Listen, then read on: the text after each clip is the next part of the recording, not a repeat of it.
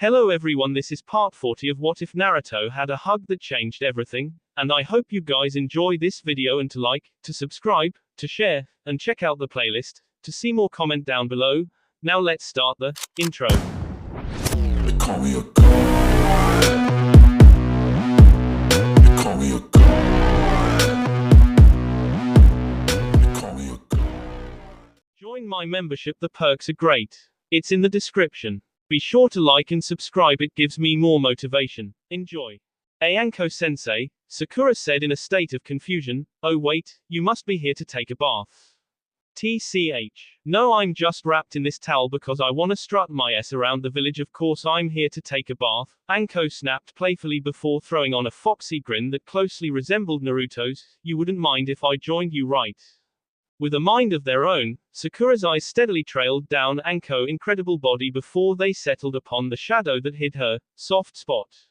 Shaking her head twice, Sakura blushed madly and cursed the fact that Anko was standing above her before shaking her head no, as she found it difficult to speak. At that answer, Anko's smile turned from amused to amused, if you get my meaning. Yoshino's weapon shop. Sasam-chan. Are you okay in there? The blue-haired store owner asked as she gently knocked on the door of the store's restroom. I am fine. Thank you, Hurricane-san, the young girl called out. Evident how she knew that was a straight lie, Yoshino decided to let it go. Although it didn't make her feel any better about Sasam's situation. Ever since she decided to take the red-haired Kunoichi into her care, she had tried adamantly to get her to open up and tell her more about herself than just her name. According to Sakura and Ino, Sasam's family had been said. Naturally, Yoshino felt like she had to do something. Giving her some place to live was a start. Okay. Just let me know if there's anything I can do, sweetie, Yoshino said before walking away from the restrooms and retaking her place at the front counter of her store, patiently awaiting costumers to come through her door. Fortunately for her, that wish was granted sooner than she had expected. Looking alive, Yoshino greeted the new face with a smile and a warm greeting. Good morning. Can I help you find anything today? The kind store owner greeted. The person who walked in was a very beautiful woman with a tanned skin tone and blue hair that closely resembled Yoshino's. Her eyes were a bottomless black and her fit body was clothed in a short, black jean skirt and a red tank top. Yes, hello. Do you have smoke bombs, paper bombs and ceiling scrolls? The blue-haired beauty asked. Her smile widening, Yoshino approached the woman. You name it, we have it. Right this way please, she kindly instructed. As the woman began to follow Yoshino, she heard a faint gasp from her flank. Discreetly shifting her sights to the source, she noticed a terribly frightened Sasam. The woman's eyes narrowed dangerously, a threatening glint accompanying them before she completely cut her attention off of the frightened, Auburn female. Konoha Hot Springs. Anko, along with an anxious and a slightly uncomfortable Sakura, were boiling within the soothingly hot water. Ever since Anko's little pop-up, the most Sakura really noticed was the constant stares and glances. What freaked her out about it was that the Jonan's facial expressions constantly changed, ranging from smiley and prying to serious and not just a little daunting. After enduring 15 creepy minutes alone with Anko, Sakura finally snapped. Ahem. So, Anko-sensei, why have you been constantly starting at me? The pink-haired Jonan finally worked up the courage to ask. At first, Anko simply smiled. But then, that smile was quickly replaced with a grave look. Seeing no more meaning in delaying it, the purple-haired Kunoichi finally revealed what was on her mind. Sakura, how good are you with secrets? Sakura raised an eyebrow at this question. Oh okay, I guess, she answered with a nervous tone. Close enough. The reason I asked you is because what I'm about to tell you must, under no circumstance whatsoever, leak out of anywhere outside these hot springs and the rest of your rookie graduates. Understand? Anko said with a grave tone. Her spine tingling with anticaption and dread, Sakura reluctantly opened her ears to what her superior had to say. Taking a deep breath, Anko centered herself and stared deep into Sakura's eyes. Okay, how much do you know of Konoha's history? Around 20 years, she asked. Sakura's head tilted a bit. Well, from what I can tell, or at least from what I've read, there was war between this village and Kumo before the treaty was signed, she explained. I see that you've been paying attention in class, Anko said before continuing, the textbooks at the academy never mentioned anything of a being called the big monster of Konoha, did they? No. Not that I remember, Sakura admitted before digging deep into her memory to find any trace of that. In fact, other than Kyubi, I don't think anything like that was ever covered. Anko's brow furrowed. That's where you're wrong, Sakura. They covered it up perfectly, she said with a slight growl to her voice. I'm not following you, Sakura said. Anko broke her eyeful gaze upon Sakura's and centered her vision to the ceiling as she relaxed into the water. During those days, times were tough. Obviously because of the war, but Konoha was on its very last leg during the war with Kumo. Why? Because of the being I mentioned before, Anko explained. This monster of Konoha. Exactly. Anko allowed her previous words to sink in before she continued. 20 years ago, a devil came to our village. With unimaginable powers and precision, he struck at the populace and had the ability to diminish it completely. He fed on our people, using their life essence to fuel his strength and fulfill his hunger. He's met countless innocent people, she continued with an uncharacteristically grim demeanor. Now completely smitten by this conversation, Sakura completely faced Anko. She's not talking about Kyubi. Who was this monster of Konoha? Sakura thought. The Jonin continued. Konoha endured days of suffering during the monster's stay. The casualties were far too numerous to count. Despite our best efforts to destroy him, we only caused the deaths of our shinobi. Even Sandaime Hokage fought for his life against the beast's evil powers, she said. At this, Sakura's eyes widened. You're kidding. In those days, Hokage-sama was at his prime. You're telling me that not even he could beat this thing you're talking about? She asked. Anko lowered her head. That's right. We threw everything we had at him, and he just kept coming, she continued. Wait a minute. I don't understand. If all of this happened during the war between Konoha and Kumo, then how were we able to win? I mean, our numbers were dwindled and you had this damn near indestructible monster on the loose, right? So how? Sakura asked. Anko fell into a brief moment of silence, then she continued. It's because he saved us, the Jonin said. Sakura's eyes widened at this. He saved us. Anko nodded. When he learned that we were at odds with the other country, he took up his sword and fought alongside us for a time. He aided us and completely eradicated the enemy forces, she continued. Finding herself totally unticed by this, Sakura yearned more and more to discover who this person was, and more importantly, why he wasn't described in any of the textbooks at the academy. He did all of that after he said our people. Now I'm really confused, Sakura admitted. Don't be. The only real reason he helped us out was so that his favorite feeding spot wasn't taken from him, Anko said with a touch of disdain in her voice. Again, Sakura's eyes widened with disbelief. What? Let me get this straight. This freak dwindled our numbers, aided us in war, and went back to finish us off just so he could have something to eat, she nearing yelled. Anko flipped her index finger to the young Genin's lips and shushed her. Shush. Keep your voice down, Sakura. Remember, this is our little secret, along with the other rookie 9, she stressed. Acknowledging this, the pink-haired Kunoiki questions starting coming along. Wait a second. You said that he, gulp, 8 people, right? And every person he gobbled increased his power, yes, she asked. The brown-eyed Jonin nodded. If that's the case, then his power must have been incredible after those battles with Kumo, Sakura deduced. Anko reformed eye contact with her. After his third battle alongside us, his powers became absolutely unstoppable. Kumo backed off for a time because we had him as a temporary secret weapon, but once that happened, he went back to his usual hack, slash and chomp, and nothing could stand in his way. He came and went as he pleased, she said. Sakura gulped again. Oh, I see, she said with a bit of a shaky will, after what you've told me. I have to ask, how did we manage to survive against this monster? The brash woman smirked. You can thank the legendary Sannin for that little stunt. I know you've heard of them, she chided. Sakura's eyes brightened with glory. Heard of them. Everyone at the academy worshipped them, revered them. How could I not have heard of the Sanni? They kicked his ass to the curb, didn't they? She asked in an excited fashion. At hearing this, Anko's face took a comical, reluctant smile. Hey, no, she said flat out. The salmon were flicked away like harmless flies. The pink-haired kunoichi's eyes nearly gasped. You've got to be kidding me. The salmon were. Don't let this face fool you, sweetheart. They got their asses kicked, Anko said. Now it was Sakura's time to feel a little anxious. "He even suined?" she asked in slight fear of the answer.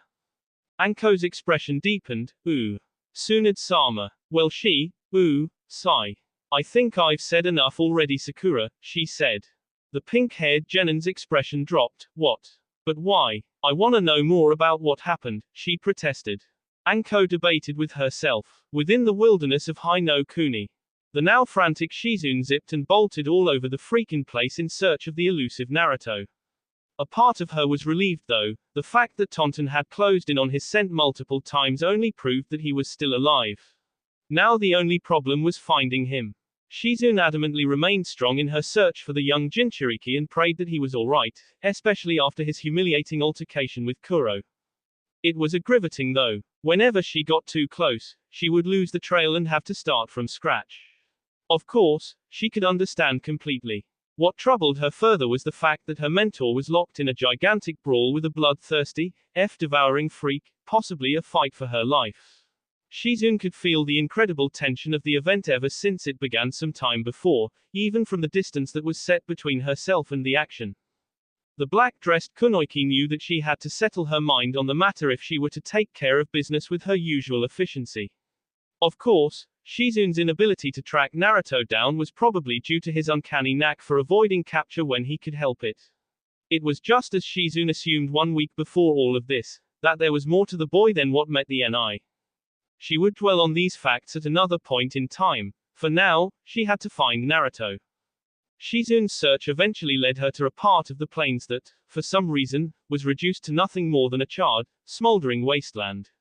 The brunette Jonan stopped in her tracks and gawked at the sight before her. Littered was the land, with burned and withered trees and various wildlife, as if God had forsaken this very spot. The area was completely devoid of all natural life. It was only when Shizune took a whiff of the air did she realize what was responsible for this madness.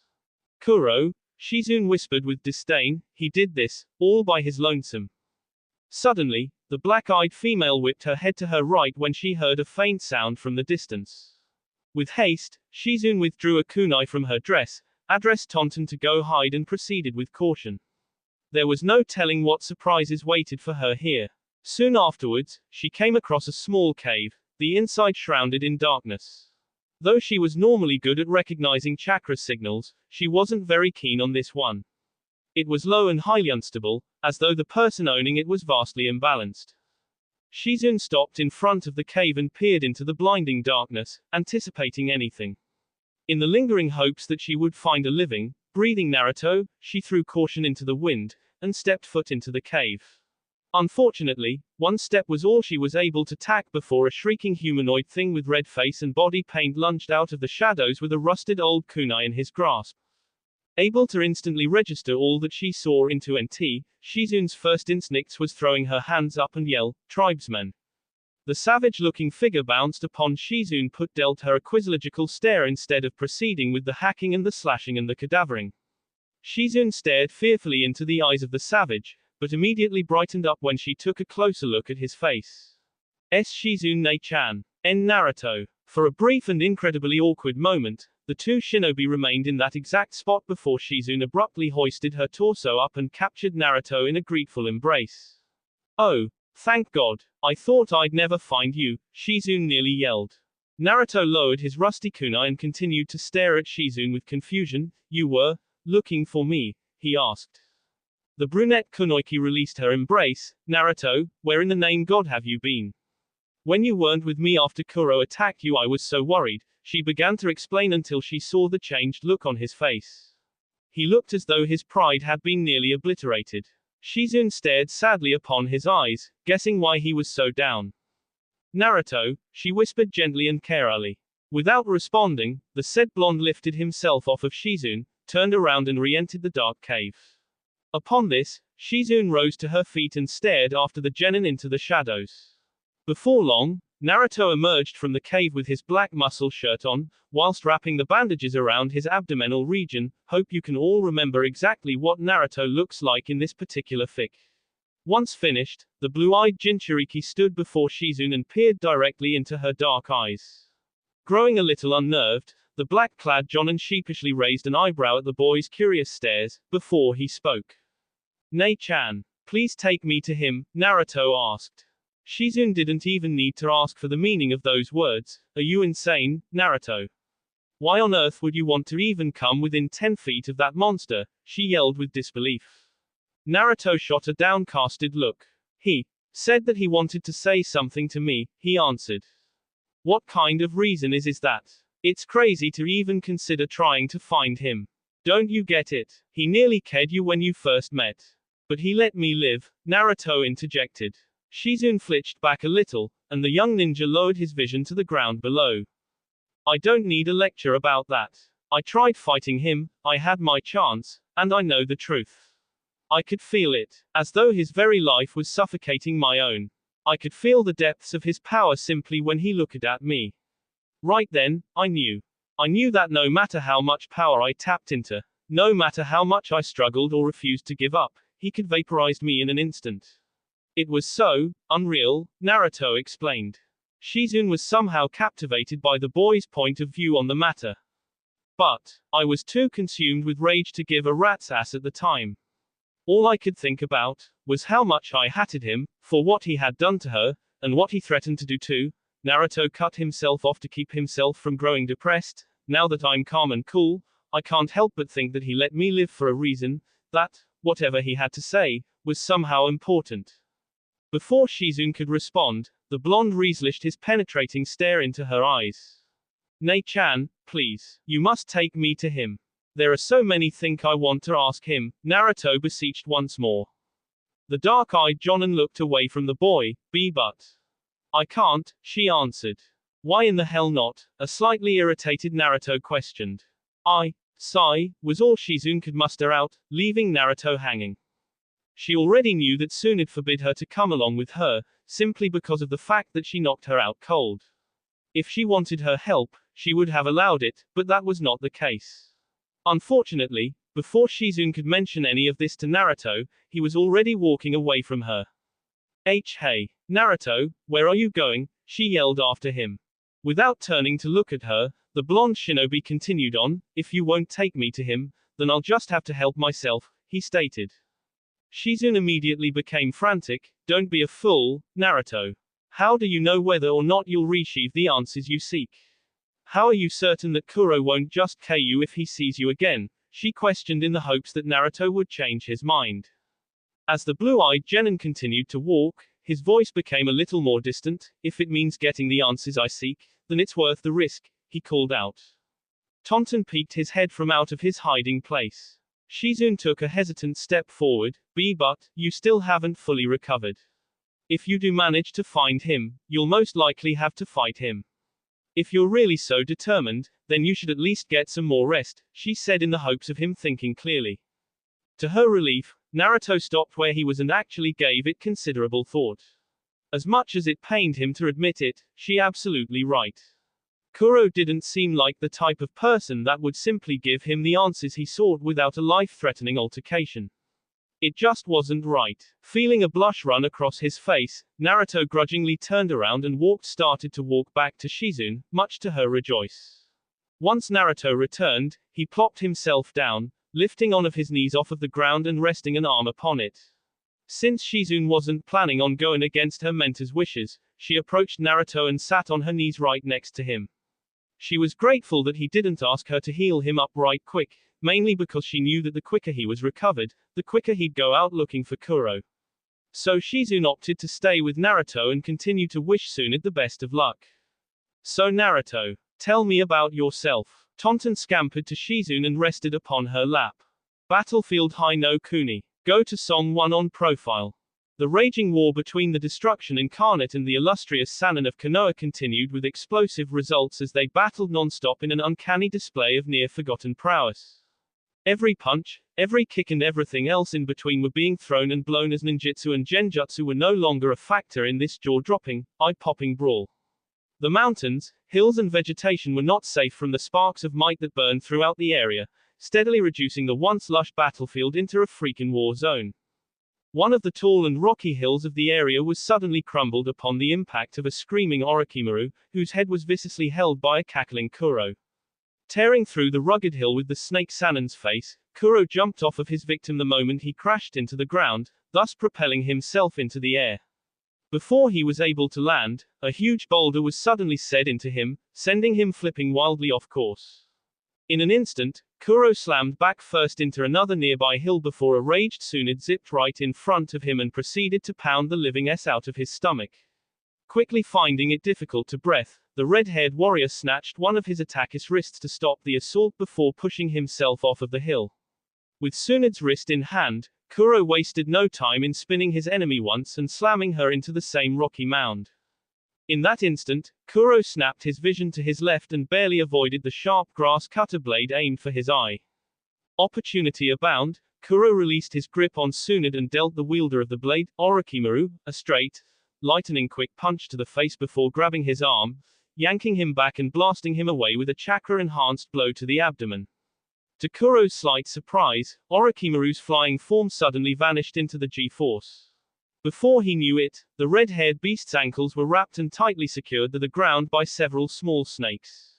Given no time to react, a screaming Jiraiya, trusty red pole in hand, came crashing down upon Kuro's cranium with his sturdy weapon. Without mercy, the toad sage thwacked his enemy upon both sides of his head, spun his pole overhead, constantly jabbed his face with its tip at an unbelievable speed and then taking it on home with a devastating roundhouse kick to the skull, sending the monster flying toward the very same hill. Before he actually made contact with the large rock, Kuro made several flips to regain his balance, straightened himself into a horizontal position and simply darted through the hill head first. Not about to let him get away, Orochimaru reappeared into the fray and, along with his fellow Sanon, pursued Kuro. The F-eating fiend tumbled upon the ground for a time before gracefully flipping to his feet and fluently steeping into a straightforward dash with his old enemies hot on his trail. Allowing the Sanon to catch up with him, Kuro smiled deviously.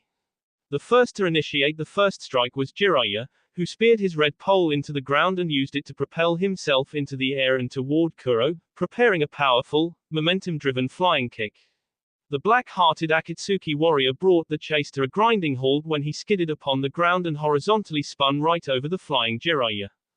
Tsunade, who skidded to a stop, was suddenly flabbergasted when the crafty Kuro used the momentum from his spin to viciously crash his mighty fist upon her head, thus driving it into the ground. In comes Orochimaru. The Snake Master leaped into the air with his sword readied for the strike. Smiling, Kuro withdrew his own blade in a flash and clashed it with Orochimaru's. After merely a brief standoff, the two engaged fiercely in a montage of sly clashing steel. After cleverly maneuvering around one of Orochimaru's strong slashes, Kuro countered with a slash of his own and scored a direct hit diagonally across his chest, thus forcing him to the about-face position.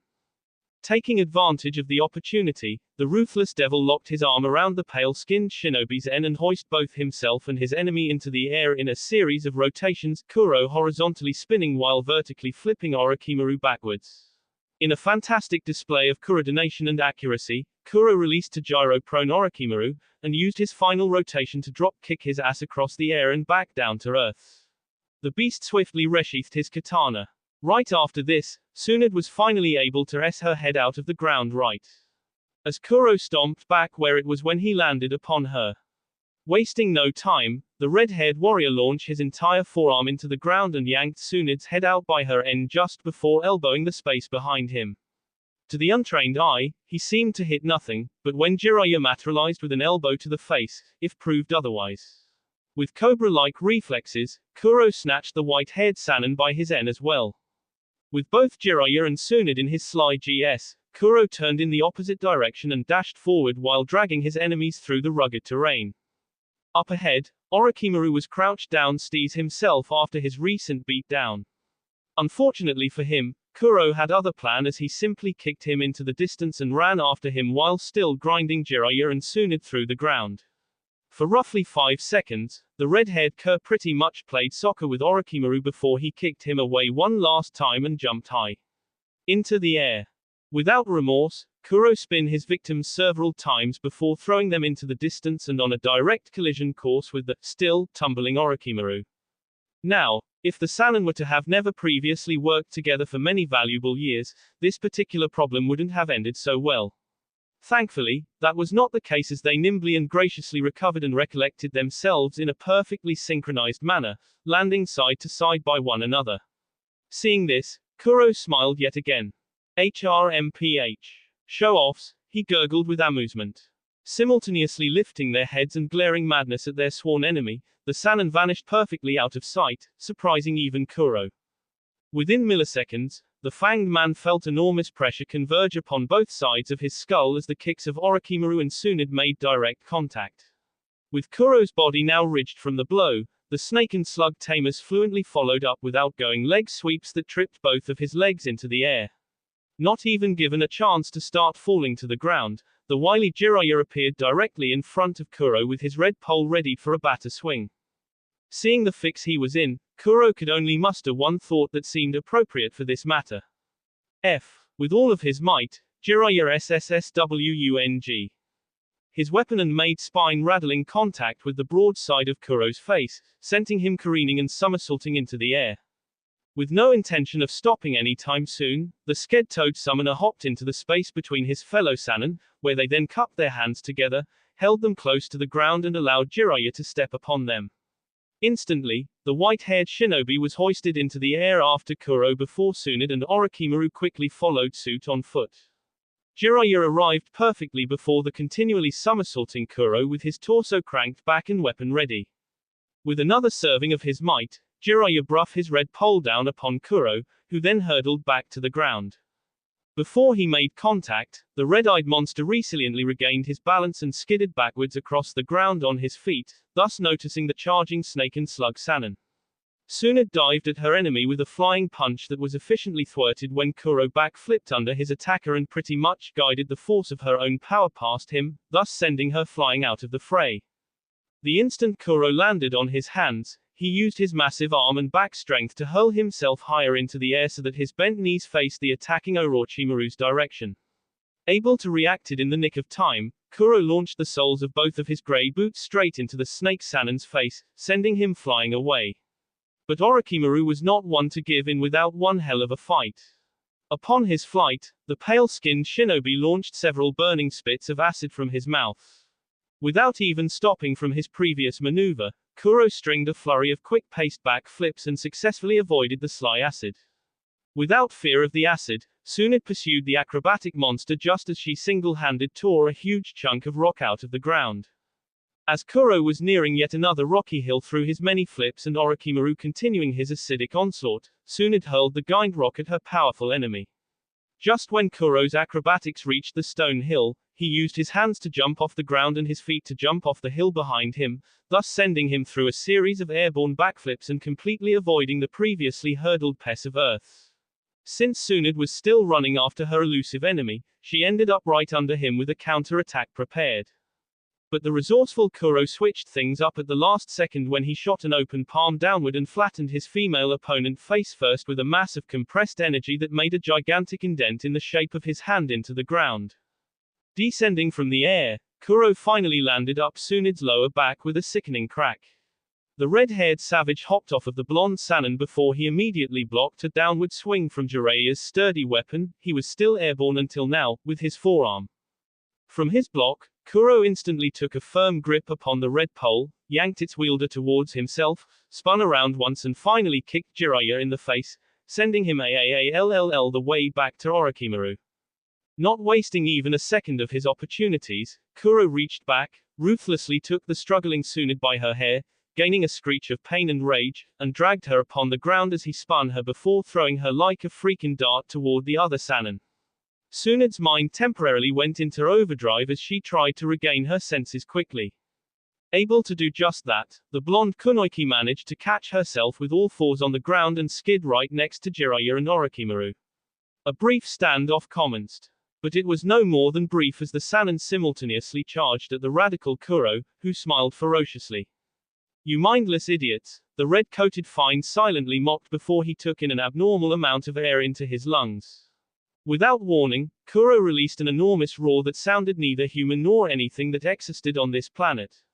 The force of the roar itself was enough to warp the air and absolutely obliterate the terrain and rocky hills alike. The radius of this highly unorthodox attack was so great, that escape was impossible for the Sannin.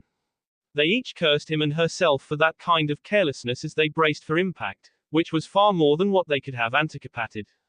Stop music. Konoha Hot Springs. After Sakura 15th plea to continue what she was saying about the monster of Konoha, Anko had nearly snapped, huffing in a flustered state. Listen, Sakura. I already told you, if you want more of the juicy details, then you'll have to wait until Tsunade-sama returns to our village.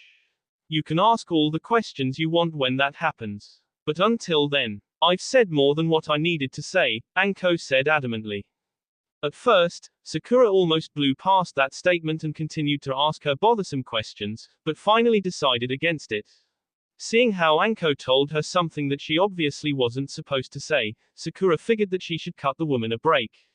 After all, she was kind enough to tell her about him anyway, although she still had a load of questions for her. There was one question that she did wish to have answered no matter what. Anko-sensei, I actually do have one last question, the pink-haired Genin said. The irritated Jonin sighed and silently allowed as long as it was the last thing question to come out of the little chatterbox's mouth. What was his name? At first, Anko paused. Even his name was hard to say with genuine effort. Usually it would have to be out of hate, detest, rage, etc. But, hey, if this was the last question then who was she to let it rot? Quote. Kuro. Kuro Kuratsune, Anko said, trying to keep a cringe of her face in check. The very moment she heard that name, Sakura's mouth hung open with awe. When Anko looked down at the young lady, she almost instantly regretted answering that damnable question. Kei Kuratsune. Wait, you mean to tell me that girl that we were sent to rescue? What does she have to do with any of this? Sakura asked. She's no longer a factor our current situation, Sakura, the brunette Jonin said. What situation? Anko slapped her hands over her mouth in regret. God damn it. Me and my big mouth, she mentally cursed herself. Sakura was now starting to grow worried. Anko-sensei, what's been going on around here? She questioned further. The flustered Anko was now starting to panic. She originally thought it would be easy to divulge the whole truth about Kuro to one of the younger generation, but now she was starting to see how that could affect everything in her life. Anko wasn't ignorant to the small glint of fear that was well concealed behind Sakura's face of curiosity and interest. She was always very good at seeing fear no matter how well hidden. So she imagined what this poor girl could mentally suffer if she ever told her that the very same indestructible monster that grew stronger with every person he devoured, was brought back to life after 20 years of confinement. Oh, well, would ya look at the time. Looks like I'd better be hitting that ol' dusty trail, Anko blurted out before using Shintention no Jutsu out of the hot water, leaving a vastly confused Sakura high and dry. After staring at the space which Anko had once filled, Sakura sunk back into the hot water and began to ponder deeply to herself. She began to question why she and her colleagues were the only ones allowed to know about this whole ordeal, and why it was such a closely guarded secret. As far as Sakura was concerned, if none of this was in the history books then everyone should know about it, but dare she go that far? Behind one of the corners close by, a stark-en and glistening Anko, with her towel in hand, silently watched Sakura as she thought to herself. She fought hard to decide whether telling her any this was the right thing to do or not. Of course, only time would tell all. Once she saw Sakura emerge out of the water and stretch, she remained silent as she watched her from the side and Saint USD the look on her face. She was an obviously mixed plate of several emotions after what she had been told, and that worried Anko all the more. Please let me have done the right thing, Anko inwardly pleaded before disappeared again. Sakura stayed put for just a few more moments before she reached for her towel. Guess I'd better move on with it, she said to herself. Just then, she heard another familiar voice from behind her. Leaving so soon? The playful voice said. Sakura immediately turned around and her jaw dropped. She had definitely seen Ino in a towel but, damn. The bleach blonde Yamanaka was standing behind Sakura with her hands to her hips and wearing two incredibly small towels, one around her waist, and one around her chest. It was 4 whole seconds before Sakura realized that she was just standing there gawking at her. The pink-haired kunoichi quickly averted her vision and blushed madly. Ino, what are you doing here? She asked nervously since she was caught off guard. Ino smiled menacingly, in the good way, before she approached the end. Sakura, just here to take a bath with my favorite pink-haired girl, she said happily. Once she was able to shake off the surprise, Sakura regained that certain, seductive confidence that she held when she was around Ino and had her back remaining turned to her. Is that so? She said with a husky smile. Well, too bad for you then. I already took a bath. So I guess you'll have to swing it solo from here, baby. Unfortunately for Sakura, Ino already had her hands locked upon her hips when she finished her little taunt. Oh, I think not, she hissed before planting a rough bite upon Sakura's end. The jade-eyed female bit down on her tongue to resist gasping at the sudden sensation. She was about to pull away until Ino pulled her in closer and increased the strength of her ministrations. You're gonna take a bath with me whether you like it or not, gorgeous, the turquoise-eyed kunoichi insisted. Before she could retort, Sakura felt her balance shift. Soon she realized that Ino was actually pulling her down. Her eyes widened and her teeth bared as her heart leaped to her tea. Ino, don't you dare, was all Sakura could yell before both her and the playful Ino went tumbling down into the water. With the pink-haired female surfacing first, she looked for any sign of her companion before the side of her face was splashed with water. She whipped to her left and saw a smirking blonde. You, B, playfully snapped before returned the favor with a splash of her own. Ino giggled as she shielded her eyes and, at the same time, retaliated with her own splashes. Meanwhile, through the plains of Hai no Kuni, a wild and overexcited Naruto was speeding through the plains with anticipation overflowing his heart. An anxious Shizune and Tonton followed suit as she tried to talk him out of this. Naruto, stop this. You can't fight him. He'll crush you, she yelled after him. But he's so close. Didn't hear that massive noise. That had to be him, Naruto said in an excited fashion. Shizune huffed in exasperation. Damn it. Why does he have to be so stubborn, she thought to herself. Naruto had been searching far and wide for Kuro. Normally it wouldn't be so strenuous thanks to his heightened senses, but lately his senses have been incredibly dulled out, so he always lost his trail. But now that he heard that massive roar only minutes ago, a new light of hope shined for him. He would find what he was looking for and hopefully the answers along with it. First he had to pinpoint it. Despite Shizune's worry, a subconscious part of her was overjoyed that she would be able to aid Tsunade in any way possible. That part of her actually thanked Naruto's stubbornness. She was, however, weary of the current situation. Now that she was closer to the madness that took place, she was ever so wise to the ferocity of Kuro's power. It was nearly immeasurable. She was thankful that Tsunade and Jiraiya were still alive, but could also detect Orochimaru. Without realizing it, Shizune also increased her speed as the anticipation got the better of her. Alright Naruto, I'll help you, but if things get too hairy I'm pulling you out of there. Do you understand? Shizune sternly demanded. Hey, good luck with that one Ne-chan, Naruto retorted, I'll never run away. Especially not from some loser like Kuro. Battlefield Hai no Kuni. Play Song 2. From the rubble that was formed due to Kuro's terrible roar, emerged the fist of Orochimaru.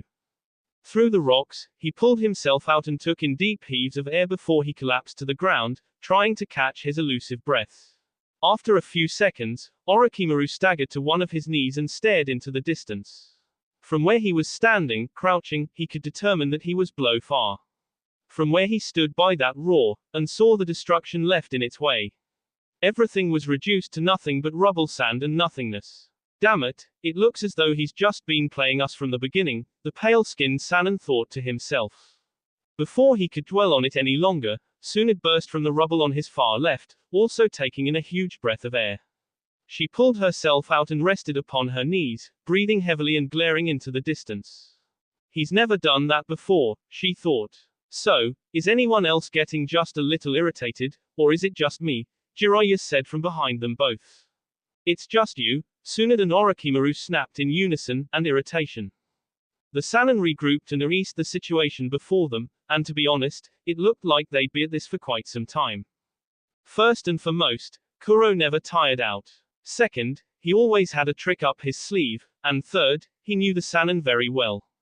The odds seemed to be stacked against them, but that's exactly how things were 20 years ago, except a million times worse. They still had a chance to end this, but at the rate they were going, that wouldn't be happening anytime today.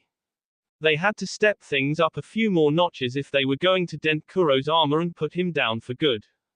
Before they could dwell on that fact any longer, they saw the very same beast slowly marching toward them in that same devilish aura with his blade withdrawn, his red trench coat flapping with the wind. Each Sannin glared flames at the walking death mobile. Still standing are they. Well, this will be more fun than I thought, Kuro thought sadistically to himself before he quickened his pace. Deciding that they've wasted enough time, the Sannin centered themselves and prepared for continuation of this decisive battle.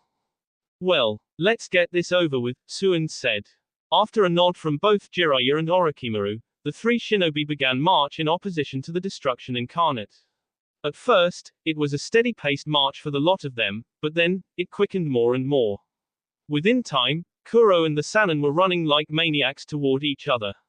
Weapons draw and intent at an all-time high, the forces of good and evil drew ever closer to yet another tanic clash of might.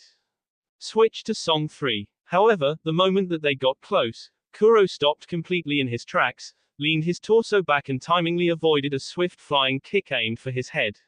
Seeing this, the Sannin stopped as well before shooting looks toward this new attacker, who landed on the far side and directly faced Kuro. The red-haired devil looked upon this person for only a few seconds, before his frown disappeared, phha ha ha ha ha ha. Look at you, making this dramatic entrance like you own the place. You arrogant punk, he joked heartily. Well, what can I say? I aim to please, the young man said with a sarcastic smirk. Tsunade and Jiraiya's eyes both widened when they saw him. Naruto, they said in unison. The nine-tailed fox brat, Orochimaru thought to himself as he sized up this new arrival, noticing his change in style and appearance. A definite change from his previous style. Naruto cracked his knuckles and glared into Kuro's eyes. So, you ready to fight now, or what? He challenged eagerly. Everyone's face broke into looks of surprise, even Kuro's. What's this? You travel all this way simply to fight me. You could never stand up to me, Naruto-kun, it's useless to resist, he claimed.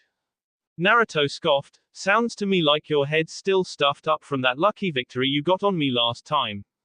Besides, I wouldn't want you to get a creak in your end for looking down at me, he said joked.